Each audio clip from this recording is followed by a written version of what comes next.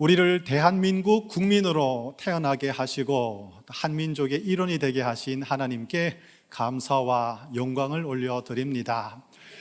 올해는 광복 80주년을 맞이하는 해입니다. 광복, 문자 그대로 빛이 회복되다, 빛을 다시 되찾다는 뜻을 가지고 있습니다. 이 말 그대로 우리나라는 하나님께서 비춰주시는 귀한 참 빛을 밝히 부여받았습니다. 이 광복절은 우리 민족이 일제강점기라는 암흑과 절망의 시대를 벗어나서 마침내 자유와 독립을 되찾게 된 그날을 기념하고 축하하는 날입니다. 일본 제국은 1910년 8월 29일 당시 대한제국과 강제로 한일병합조약을 체결한 이후에 35년 동안 이 한반도를 식민 통치 지배했습니다. 이 기간 동안 일제는 우리나라를 참으로 혹독하게 다루었고 참 힘든 시간을 보내게 만들었습니다. 우리가 너무나 잘 알고 있지만 우리가 이 사실을 잊지 않도록 제가 다시 한번 요약해서 정리를 해드리겠습니다. 일본은 조선인을 2등 국민으로 대우하면서 차별을 했습니다. 경제를 수탈했습니다. 신사참배를 강요하며 종교를, 특별히 기독교를 탄압했습니다. 한글 사용을 금지했고 창씨 계명을 통하여 민족의 정신과 정체성을 말살하려고 했습니다. 1938년부터 1945년에 이르는 기간에는 국가 총동원령을 발동해서 조선인들을 정확한 수치는 나오지 않았지만 최소 수십만 명에서 수백만 명에 이르는 그 조선인들을 강제징용했습니다. 강제징용당한 사람들은 전쟁터로 탄광으로 일본군 위안부로 끌려가서 인권을 유린당하며 참으로 혹독한 고난의 시간을 보내야만 했습니다. 이들 중에 상당수가 타국에서 자신의 인생을 마감해야 했고 그들 후손이 아직까지 고국으로 돌아오지 못하는 안타까운 상황을 우리가 보내고 있습니다. 그런데도 일본은 강제징용은 없었다, 위안부는 없었다 이렇게 오리발을 내밀고 있으니 참으로 안타까운 일이 아닐 수가 없습니다. 나라가 위기에 처한 상황에서도 오로지 자신의 이익만을 추구하는 사람들이 있었습니다. 그러나 대부분의 우리나라 사람들은 광복의 그날이 오기만을 간절히 고대하고 기다리고 있었습니다. 민족 시인이라고 알려졌던 심훈이 쓴 그날이 오면이라는 시를 여러분 잘 알고 계실 것입니다. 이 시를 읽어보면 당시 우리나라 사람들이 얼마나 이 광복을, 독립을 애타게 기다리고 있었는지 그 간절한 염원이 그 시에 들어있다는 것을 우리가 깨닫게 될 것입니다. 여러분 잘 아시겠지만 제가 전반부만 한번 읽어보도록 하겠습니다. 자, 시 낭송을 못해서 그냥 내용만 잘 들으시면 좋겠습니다. 그날이 오면은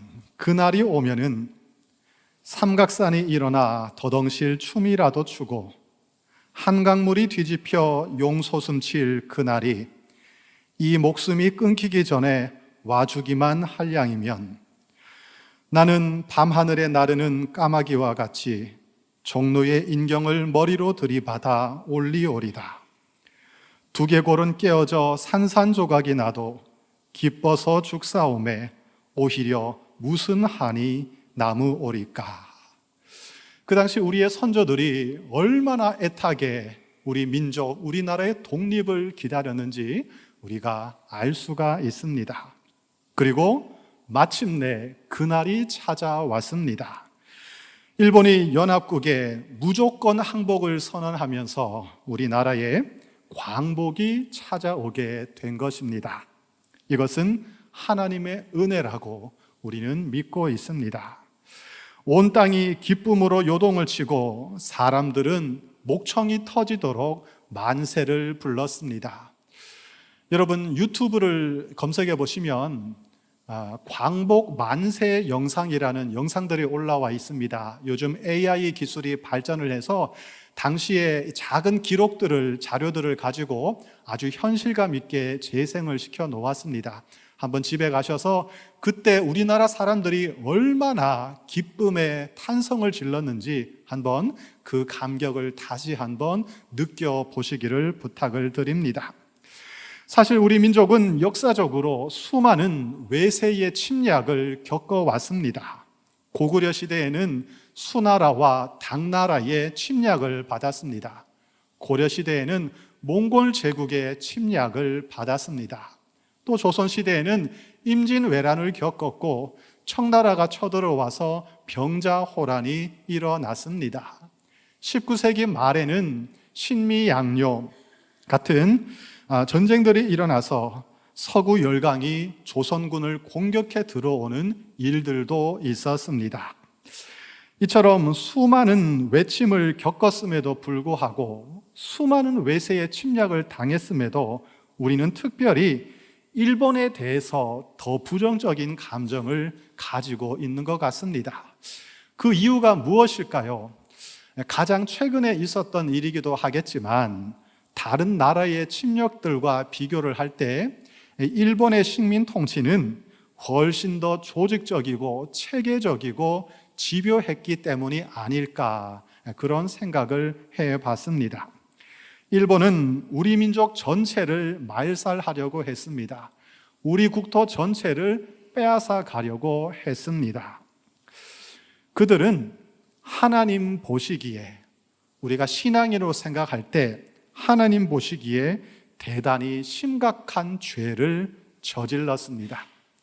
창세기 1장 26절에 보시면 이렇게 기록이 되어 있습니다. 하나님이 이르시되 우리가 우리의 형상을 따라 우리의 모양대로 사람을 만들고 그들로 바다의 물고기와 하늘의 새와 온 땅과 땅에 있는 모든 것을 다스리게 하자 하시고, 하나님께서 태초에 인간을 창조하셨는데 그냥 창조하신 것이 아니라 우리 인간을 하나님의 형상을 따라 하나님의 모양을 닮은 존재로 창조하셨다. 엄청난 선포를 하고 있습니다.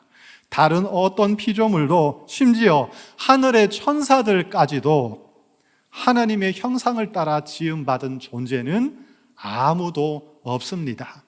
오직 인간만이, 사람만이 하나님의 형상을 닮은, 하나님의 형상을 따라 지음받은 영광스러운 존재가 되게 하셨습니다. 그러므로 인간을 함부로 대하고 억압을 한다면 그것은 그를 지으신 하나님을 향한 도전이 되는 것입니다. 인간을 괴롭히고 폭력을 일삼고 살인을 저지른다면 그것은 인간에 대한 범죄로만 끝나는 것이 아니고 하나님의 형상을 파괴함으로써 결국은 하나님께 죄를 짓는 것이 된다. 성경은 이렇게 우리에게 가르치고 있습니다. 한 사람의 생명을 해치는 것도 끔찍한 죄라고 말씀하고 계시는데 하물며 한 민족 전체를 집단적으로 해치는 것은 참으로 심각한 죄가 아닐 수가 없을 것입니다. 그럼 여러분, 오해는 하지 마시길 바랍니다. 지금 저는 반일 감정을 자극하는 것도 아니고 우리가 일본을 미워해야 된다, 이런 말을 드리는 것이 아닙니다.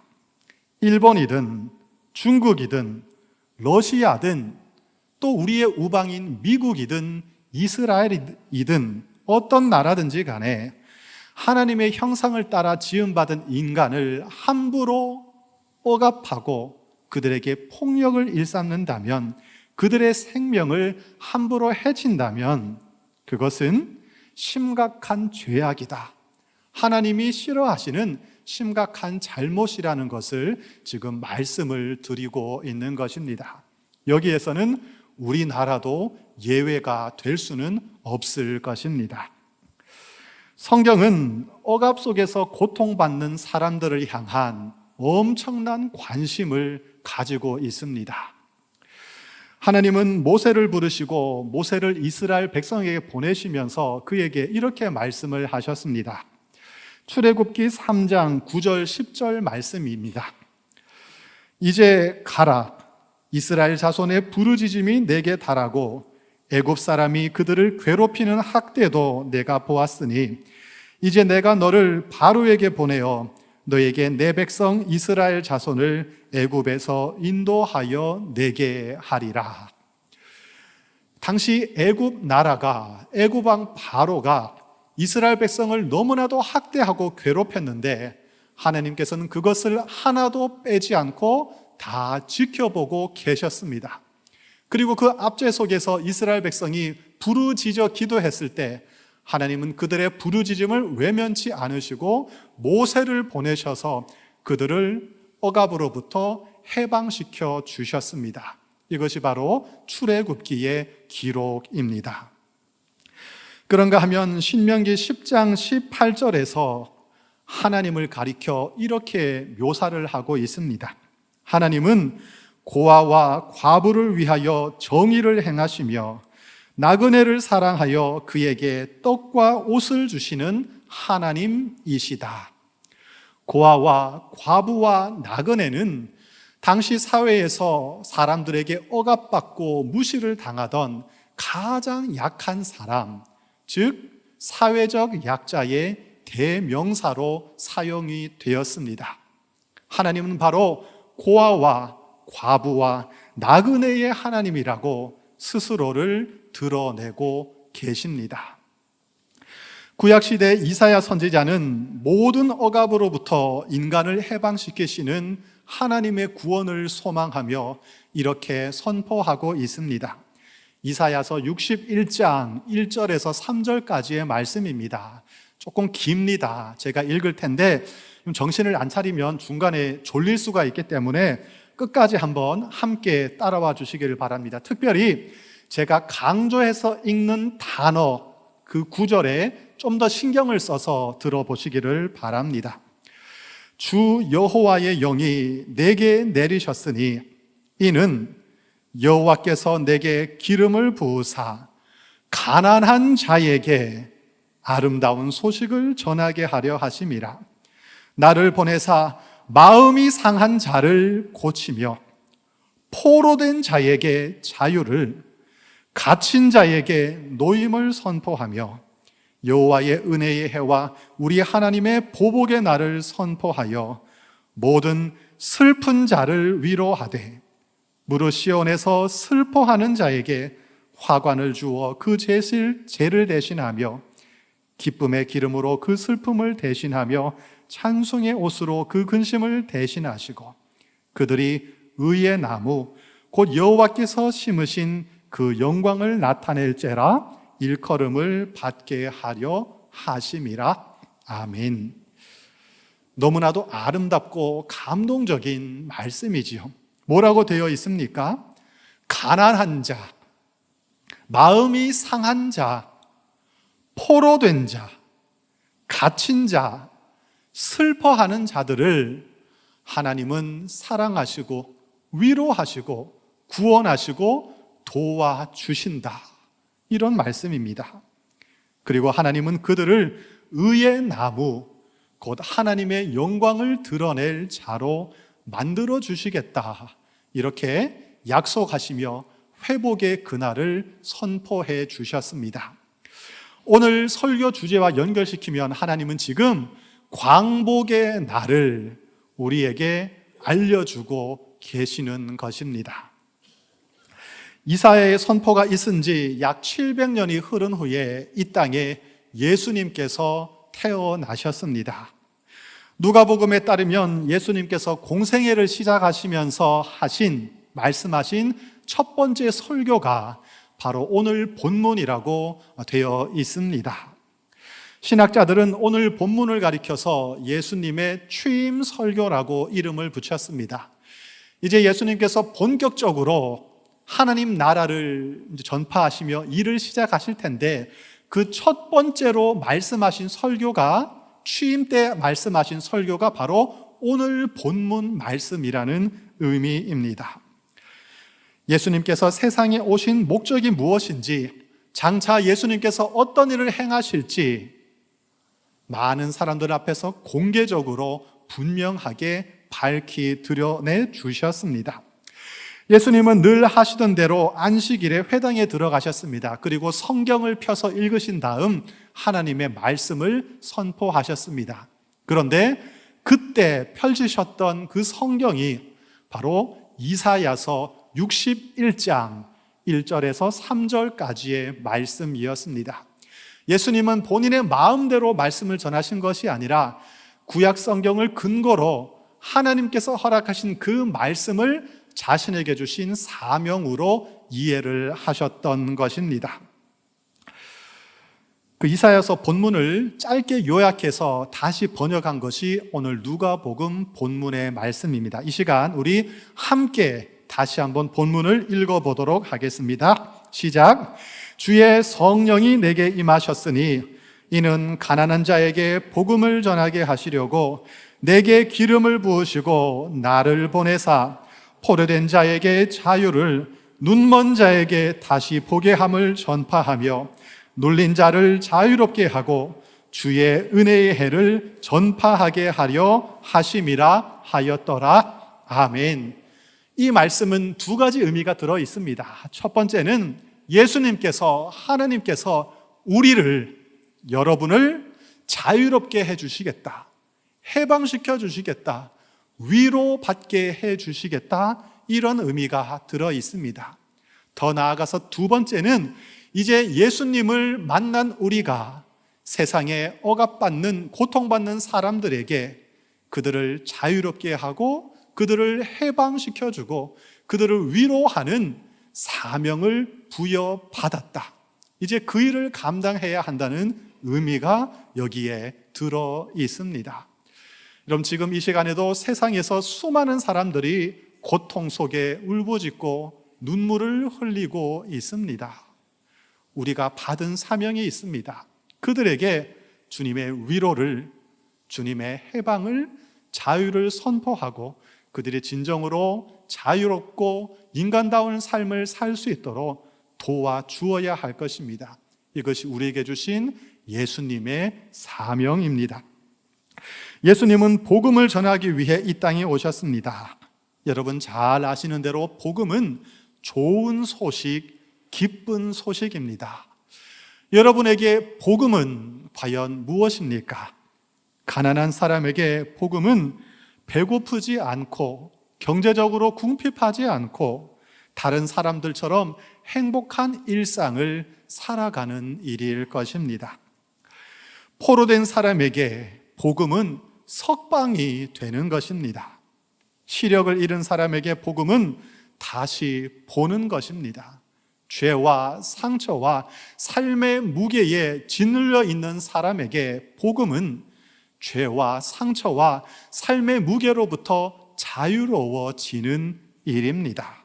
다시 말해서 복음은 인간을 얽어매고 있는 모든 종류의 억압으로부터 해방이 되는 것입니다. 예수 그리스도의 복음은 인간을 자유롭게 하는 자유의 복음이고 인간을 억압으로부터 해방시키는 해방의 복음입니다. 이것이 바로 복음입니다. 예수님이 세상에 오셨을 때 이스라엘은 로마의 통치 안에 있었습니다. 이스라엘 백성은 정치적으로, 경제적으로, 종교적으로 로마 제국의 압제를 받고 있었습니다. 백성들의 고통은 날이 갈수록 커져가고 있었습니다. 그들은 구약에서 예언된 대로 강력한 메시아가 나타나서 이스라엘 민족을 로마의 압제로부터 해방시켜 주기만을 간절히 고대하고 있었습니다.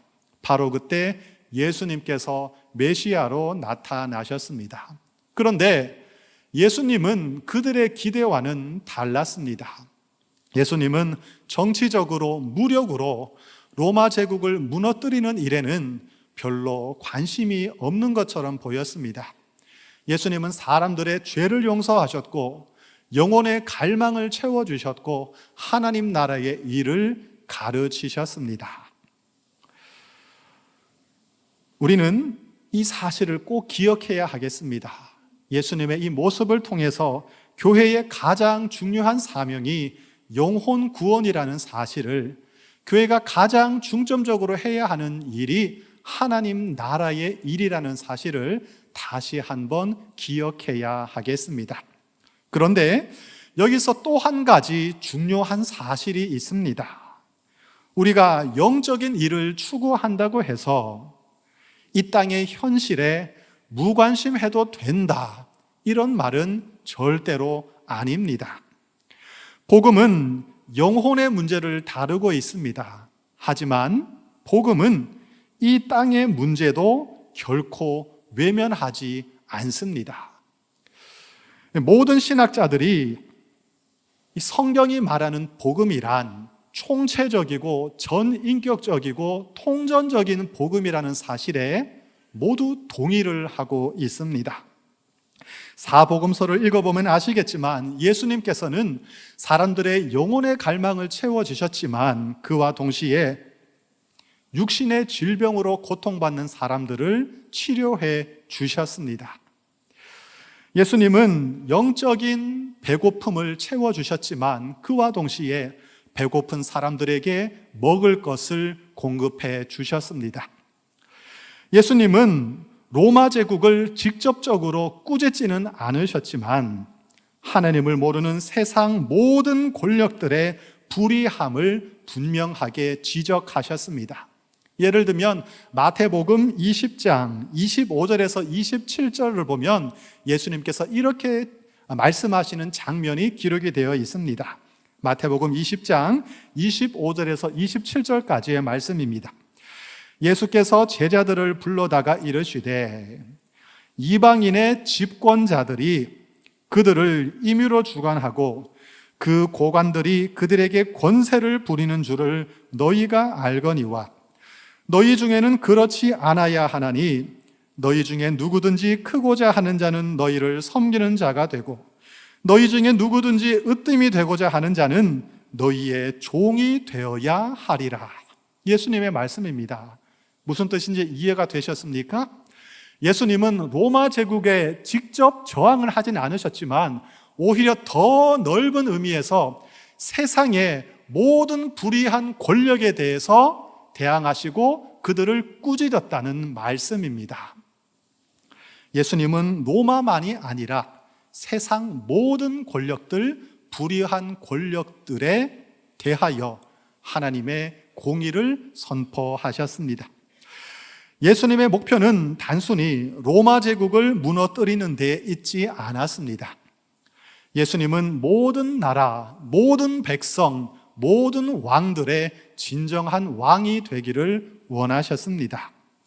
예수님께서 이 땅을 떠나신 지 300년 가량이 흘렀을 때 놀랍게도 로마는 기독교 국가로 변해 있었습니다.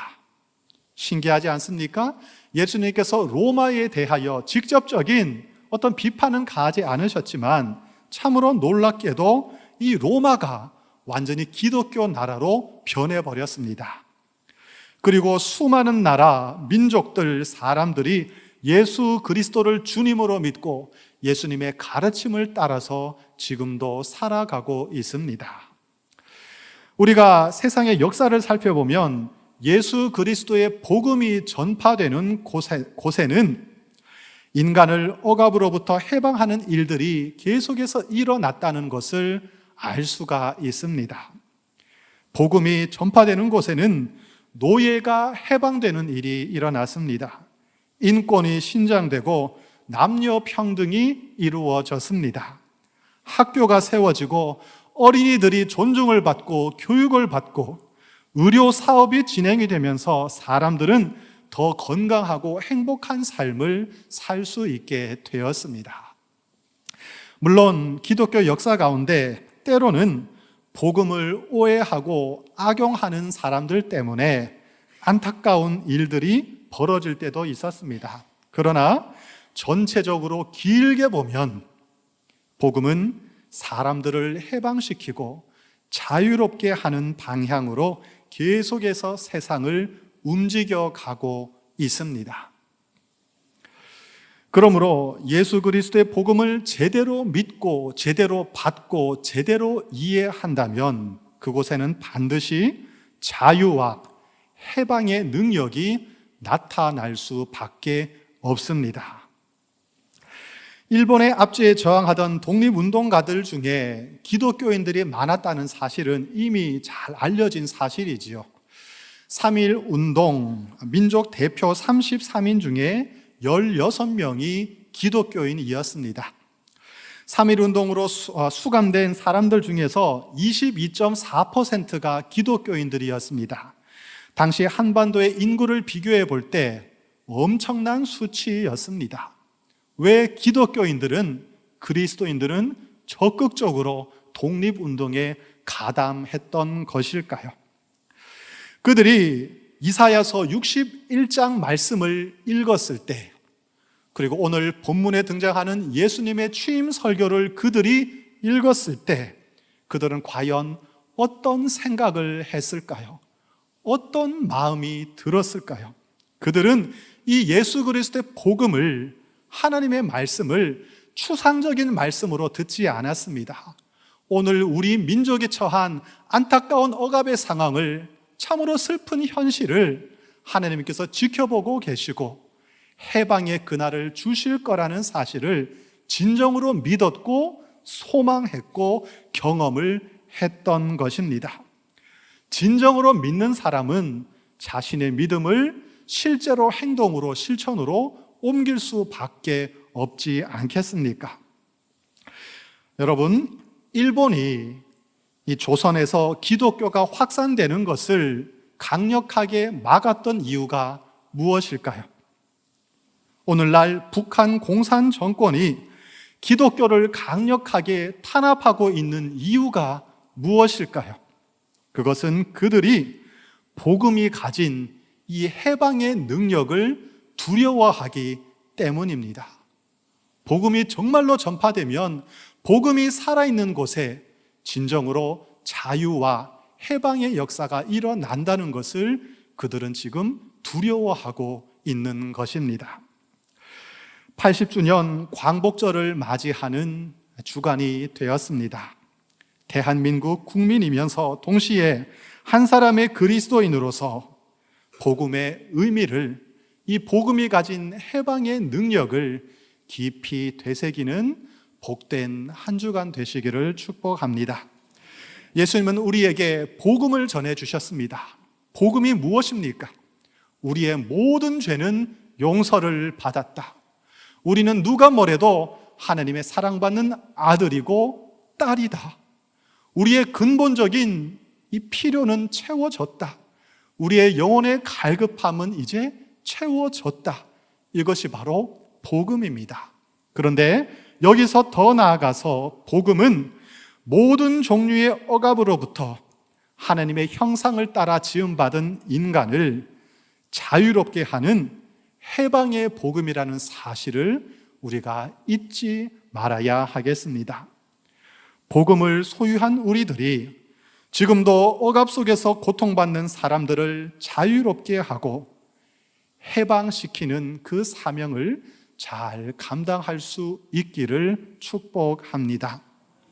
우리의 눈을 들어 세상을 바라보면 우리가 조금만 관심을 가지고 우리 옆에 있는 이웃들, 성도들을 바라보면, 작게는 우리의 가족들을 바라보면 이 수많은 사람들이 얼마나 고통 가운데, 슬픔 가운데, 억눌림 가운데 힘들어하고 있는지 깨닫게 될 것입니다. 여러분이 부여받은 그 은혜, 그 사랑을, 그 힘과 능력을 바로 억압받는 사람들을 위해 사용할 수 있기를 부탁드립니다. 우리의 기도와 작은 노력이 쌓이고 쌓여서 세상을 변화시킬 강력한 능력이 될 줄로 믿습니다. 얼마 전 운전을 하면서 라디오 방송을 듣고 있는데 그 방송에서 어떤 광고가 하나 흘러나왔습니다.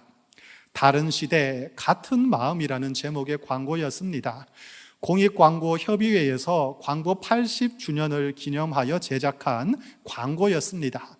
탤런트 최수정 씨가 이 나레이션을 맡았습니다. 제가 참 감동이 돼서 유튜브를 다시 찾아보았습니다. 제가 최수종 씨는 아니지만 탁한 음성으로 한번 들려드리겠습니다. 이것은 당시 독립운동가들이 지금 2025년을 살아가고 있다면 과연 어떤 일을 하고 있을까? 어떤 모습으로 살아가고 있을까? 이것을 상상하면서 만든 광고입니다. 오늘의 유관수는 도움이 필요한 곳에 손을 내밉니다. 또 다른 김구는 편견 없는 사회에 힘을 보태고 이곳의 안중근은 고단함을 잊으며 저마다의 방식으로 위대한 마음을 이어갑니다. 다른 시대 같은 마음, 그렇게 대한민국의 미래를 이어갑니다. 오늘 그리스도인들은 이 광고를 하나님께서 주시는 음성으로 받을 수 있으면 좋겠습니다.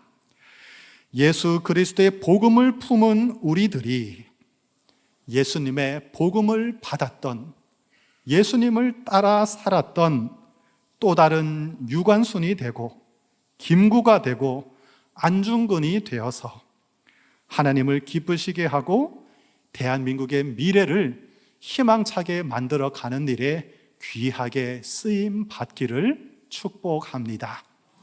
기도하겠습니다. 하나님 아버지, 광보 80주년을 맞이하며 우리를 여기까지 인도해 주신 은혜에 감사를 올려드립니다. 수많은 외세의 침략과 압제 속에서도 우리 민족을 외면치 않으시고 해방의 감격과 구원의 은혜를 허락해 주셨습니다. 주님께서 허락하신 이 귀한 복들을 우리가 소홀히 여기거나 잃어버리지 않기를 간절히 기도합니다. 나라를 위해 자신의 생명을 아끼지 않은 선조들의 헌신을 기억하며 오늘 우리도 우리에게 맡겨진 시대의 사명을 잘 감당하도록 도와주시옵소서. 무엇보다 복음 안에서 진정한 자유와 해방을 누리게 하여 주시옵소서. 더 나아가서 복음의 능력으로 세상을 자유롭게 하고 억압받는 사람들을 해방하는 일에 힘을 낼 수 있도록 도와주시옵소서. 예수님의 이름으로 기도드립니다. 아멘.